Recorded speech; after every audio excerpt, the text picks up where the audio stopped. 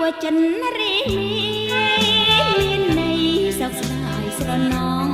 ត្រៀមក្រងអង្គសង្គមខ្ញុំធ្លាប់ចាប់ចិត្តគួយស្រឡាញ់រាល់ពេលភ្លៀងរលឹមតែក្តីសង្ឃឹមនៅឆ្ងាយសែនឆ្ងាយផ្កាអើយផ្កាស្វាយគួរតែខ្ញុំណាយ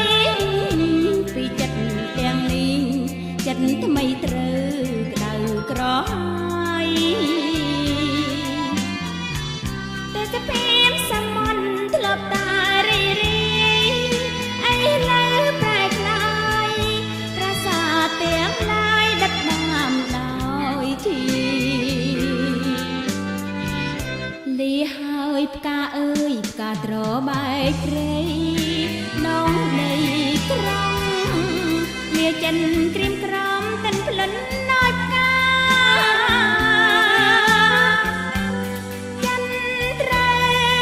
ឡើងស្ងៀមសងធៀមខែមរាសត្រូវឬស្យាចូលរត់ហើយ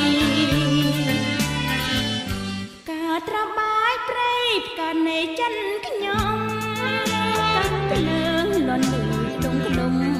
រញជួ